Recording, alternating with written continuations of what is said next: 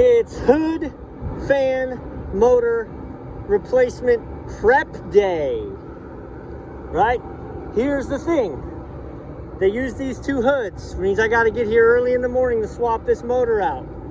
These two hoods are dead, but intact. So, what I'm gonna do, and Have already done, is removed this motor setup from that dead unit. Removed the guard, removed the wheel, and I've started cleaning the wheel. This was black. I mean, this was black, you can see. This has been coil cleaner, hose, and steel wool. So we're working on that. I'm gonna unbox the new motor, verify we're the same, but we are, I hope. Put the blower and shield on the new motor, install the new motor, clean this while I have it out, install the new motor back into this pot, put this pot back together completely. So in the morning, all I gotta do is sever my electrical, take my screws off, lift it up, set it out of the way, new one, set it in, make my connection, done. So it's a lot of prep work because right now it's beautiful. It's, I don't know, 62, 63 degrees. I'm in a t-shirt. Tomorrow morning, it's gonna be 30 degrees. So I wanna minimize my time up here then. Take care of all this prep work now. Plus what happens if in the morning, this thing was a bear to get off. What happens if in the morning, I just go to do a standard swap, I pull the motor out of there, and I can't get the fan off, or I break the fan coming off. I can't risk running out of time. So, that's why we're gonna move a whole globe. Stand by.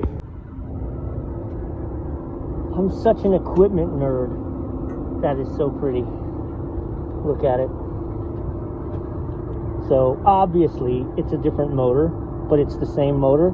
This one offers some flexibility in that it has a foot that I'm not going to need. It can side mount, but it also front mounts. It's a 143 TC frame. So 1745 rotation, single horsepower, 208 three-phase. It's just a beautiful, beautiful motor. 3-year warranty from the manufacturer. Since I'm out of warranty on the actual hood manufacturer, there's no need. You put in the, you know, if this was under warranty, that'd be one thing. It's not. So we knew it was about 1.25 inches longer, but I've got 3 inches before I hit the top of the dome, so we took that into account. Should be no problemas. So pretty. All right, I mounted this. I set the collar on the stem where I believe it needs to be. I've only put 2 bolts in because this thing is very precise. If this is down too low, then this is going to scrape on the collar. If it's up too high, we're not going to get the right airflow. So I'm going to take this and I'm going to set it back in the dome that it's going to live in and give it a manual spin and see if I need to adjust anything. All right, with her set quasi in place, she's down as far as she's going down and lined up. Reaching underneath, and there is not a finger's width between the blade and the neck. Giving it a spin, she spins freely. I'm going to pull her back out, tighten everything up. Then we can start playing electrical.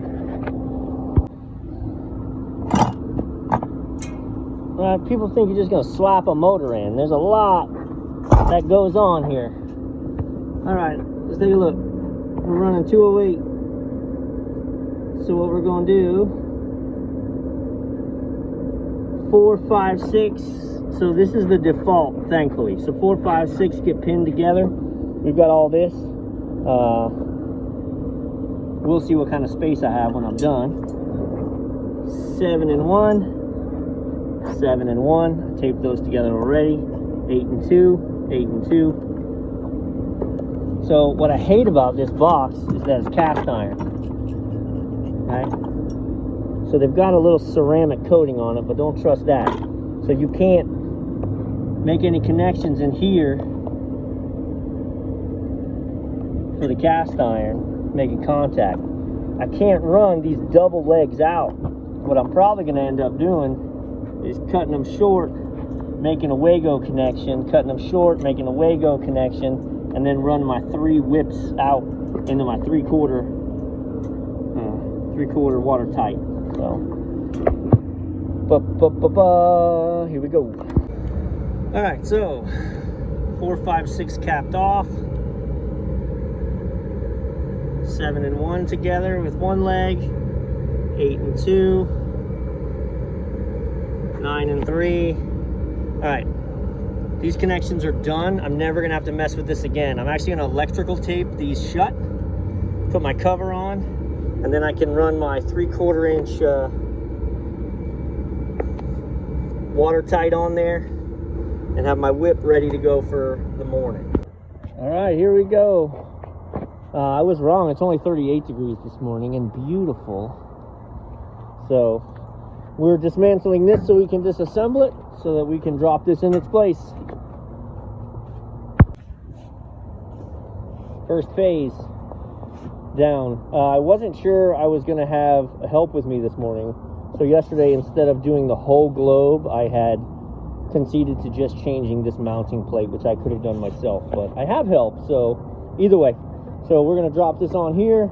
I'm not a hood cleaner, so I'm not taking care of that, but that's a good time. All right, we'll get the new one dropped on, get the electrical set.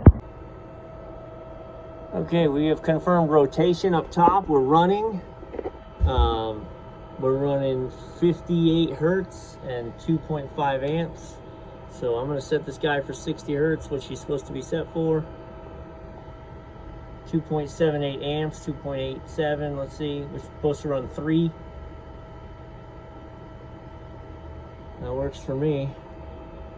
1745 rotations. Back up to speed, and it's quiet. 2.9 amps. Thing of beauty. That one needs to be changed soon as well, but obviously these motors are expensive. It's working. We're still able to run 1725 amps at 60 hertz. So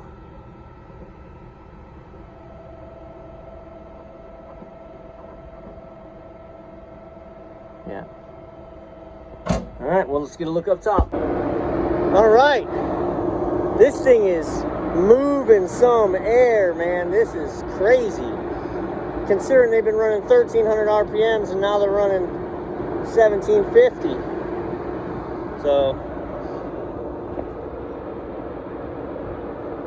mission accomplished.